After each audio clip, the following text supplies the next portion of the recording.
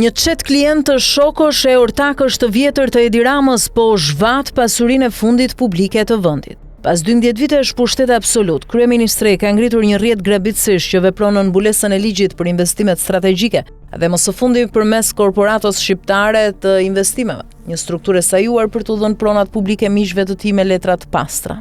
Në krye të kësaj skeme Rama ka vendosur Elira Kokonën, ish asistente e Angela Gaçit, që firmos dokumentet për çdo pasuri që qeveria ja kalon klientelës së vet për zhvillim ekonomik.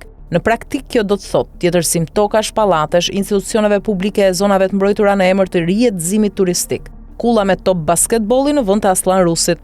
Në gusht 2025, Kokona hapi procedurat për rrjedhëzimin e pallatit të sportit Aslan Rusi në Tiranë. 2 muaj më vonë u shpall fitues një projekt i studios holandeze MVRDV, e njëjta që ka projektuar kullën me fytyrën e Ramës në qendër të Tiranës. Në letra thuhet se do të ndërtohet një hotel në formë topi basketbolli, por në fakt pas studios qëndron biznesmeni Ilir Trebicka, i shok i Edi Ramës nga koha e basketbollit. Trebicka përmes kompanisë Trematek SHPK ka kontraktuar studion e huaj për të legjitimuar projektin, që në realitet është një biznes privat mbi truallin publik të pallatit të sportit. Elira Kokona ka firmosur dokumentet ndërsa Rama do ta prezantojë si vlera arkitekturore.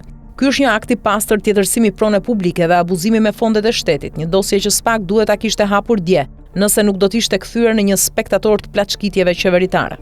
Nga dërmiu në fark imperiumi privat i Trebickës. Ilir Trebicka, emër që doli në skandalin ndërkombëtar Panama Papers me kompanin offshore Reland Energy Ltd, është sot një nga përfituesit më të mëdhenj të pasurive publike në Shqipëri. Në vitin 2019 ai mori nga Edi Rama statusin e investitorit strategjik për një kompleks turistik në Dërmi, përmes kompanisë Drimave I&I SHPK me kapital qesharak prej vetëm 100.000 lekësh.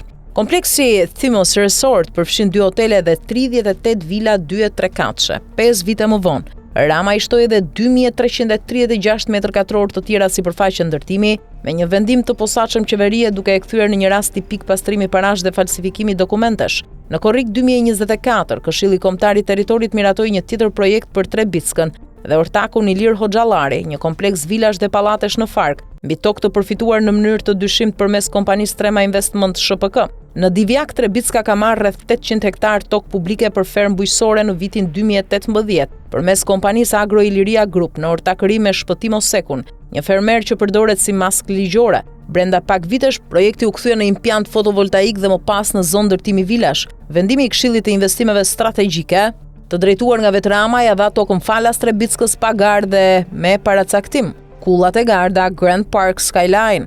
Në gusht 2024, KKT-ja me firmën e Ramës dha lejen për ndërtimin e kullës Grand Park Skyline, gjitur me gardën e Republikës në vendin e ish-godinës së Tirana Bank. Përfituesi kryesor, sërish Ilir Trebicka. Apartamentet e kullës janë hedhur në shitje pa u hapur ende gropa e ndërtimit, me çmime që nisin nga 10.000 euro metri katror dhe arrin në 30.000 euro metri katror në katet e para.